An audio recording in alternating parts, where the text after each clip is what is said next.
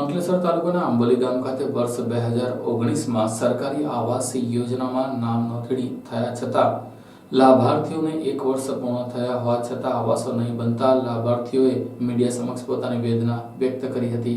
અંકલેશ્વરના આંબોલી ગામે 2019માં આવાસ યોજના માટે નામોની નોંધણી કરાવ્યા બાદ પણ 2020ના વર્ષના અંતિમ ચરણ સુધી પણ આજ દિન સુધી અરજદારોને આવાસ યોજનાનો લાભ ન મળ્યો હોવાની વેદના મીડિયા સમક્ષ અરજદારોએ વ્યક્ત કરી હતી। સાથે જ ગંભીર આક્ષેપો પણ કર્યા હતા। રાજ્ય સરકારની મુખ્યમંત્રી આવાસ યોજના થકી આર્થિક રીતે પછાત વર્ગને રહેવા માટે પાકું મકાન મળી રહે તે માટે સરકાર દ્વારા મુખ્યમંત્રી આવાસ યોજનાની જાહેરાત કરવામાં આવી હતી, જેમાં આ યોજના થકી રાજ્યના આર્થિક રીતે પછાત વર્ગને પણ પાકા મકાન મળે અને ઝૂંપડપટ્ટીમાં વસતા લોકોને સારી સુવિધા પ્રાપ્ત કરી શકે તેવા સ્વપ્ન સેવવામાં આવ્યા હતા। જો કે અંકલેશ્વરના આંબોલી ગામના લોકોની ફરિયાદ સાંભળતા આ સ્વપ્ન ઉપર પાણી ફરી રહ્યું હોય તેવું સ્પષ્ટપણે લાગી રહ્યું છે। ગ્રામજનો અને અરજદારોની ફરિયાદથી મુખ્યમંત્રી આવાસ યોજનામાં 2019ના વર્ષમાં અરજી કરી હોવા છતાં આજ દિન સુધી નામની નોંધણી અને તમામ દસ્તાવેજો અને પુરાવા લઈ ગયા હોવા છતાં તેમને આવાસ યોજનાનો કોઈ લાભ ના મળ્યો હોવાના ગંભીર આક્ષેપ તેઓ કરી રહ્યા છે। અંકલેશ્વરના આંબોલી ગામમાં વર્ષ 2019માં ગ્રામજનોના જણાવ્યા મુજબ ડેપ્યુટી સરપંચ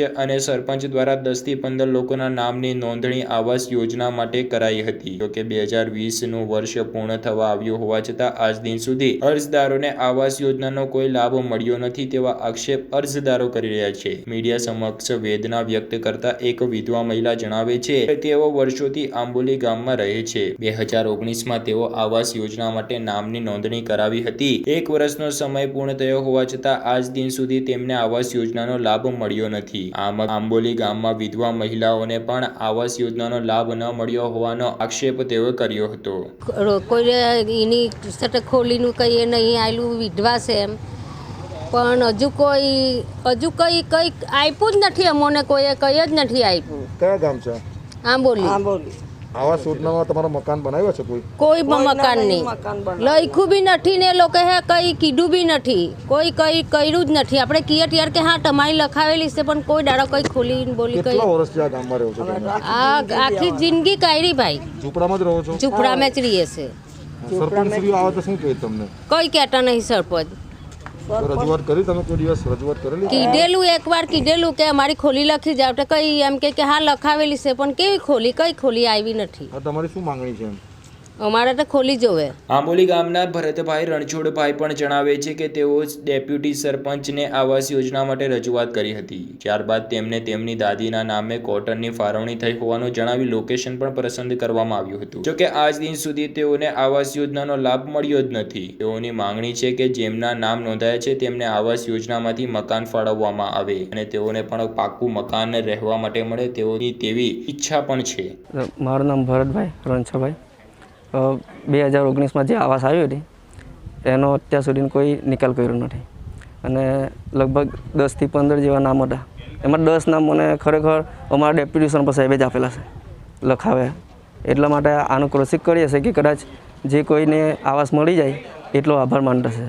શું વાત કરી તમે જ્યારે સરપંચશ્રીને? શું જવાબ? સરપંચ સાહેબને વાત કરી કે આવાસ આવીને કે તમારું દાદીના નામની ક્વાર્ટર આવી છે તો અમારે બનાવવાની છે, તમે મને લોકેશન બદલાવો। અમે જાતે લોકેશન બી બતાવ્યું પણ છતાં હજુ સુધી કોઈ નિર્ણય કાઢ્યો નથી। અંદાજિત કેટલા એવા મકાન છે જેના સરપંચે નામ લખી ગયા હતા? એમાં એમ તો 10 નામ તો ચોક્કસ છે, પછી ઉપર બીજા કેટલા હોય એ બહુ ખ્યાલ નથી।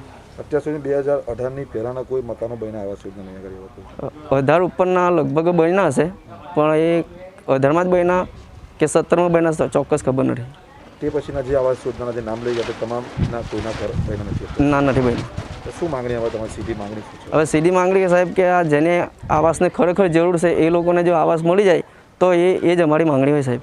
તમે કેટલી વાર રજૂઆત કરી સરપંચને? સરપંચ સાહેબને સાહેબ જ્યારે અમે મળીએ ને ત્યારે એમને વાત કરી કે સાહેબ આવાસનું શું થયું તો એ કે ઉપરથી લોકડાઉનને લીધે બંધ છે, લોકડાઉન લીધે બંધ છે, બીજું કોઈ સિવાય તમે કોને રજૂઆત કરી? સરપંચ સિવાય અમે બીજા કોઈને રજૂઆત નથી કરી પણ અમારા ડેપ્યુટી સાહેબને રજૂઆત કરી અને એક સરપંચ સાહેબને। ડેપ્યુટી સાહેબ છનાભાઈ અને એ ખેતી જ કરે છે સાહેબ। એમને શું કીધું જણાવ્યું? એમને કીધું કે ઉપરથી લગભગ બંધ છે અને પછી અમે સરપંચ સાહેબને વાત કરી એ બી કહે છે કે ઉપરથી બનશે. આ અંગે નરેશભાઈ નારિયાભાઈએ વેદના વ્યક્ત કરતા અને રોષ ઠાલવતા જણાવ્યું હતું કે જ્યારે પણ રજૂઆત કરવા જાય છે ત્યારે સરપંચ અને ડેપ્યુટી સરપંચ જણાવે છે કે લોકડાઉનના કારણે ઉપરથી કામગીરી બંધ હોય તેમ કહીને યોગ્ય ઉત્તર આપવામાં આવતા નથી. જોકે હવે આ અંગેની ફરિયાદ તેઓએ મીડિયા સમક્ષ કરી છે, ત્યારે ઉચ્ચ કક્ષાના અધિકારીઓએ હવે આ અંગે તપાસ કરી સમગ્ર ઘટનામાં શું રંધાઈ રહ્યું છે તે મુદ્દે તપાસ કરવી જરૂરી છે. જો ખરેખરમાં ગ્રામજનોએ નોંધણી કરાવી હોય તો તેમને આવાસ યોજનાનો લાભ મળવો જ જોઈએ, અને જો કોઈક વસ્તુની ચૂક રહેતી હોય તો તે અંગે પણ તપાસ કરવી રહી. હવે આ ગ્રામજનોને ક્યારે આવાસ યોજનાનો લાભ મળશે તે એક ચર્ચાનો વિષય બન્યો છે.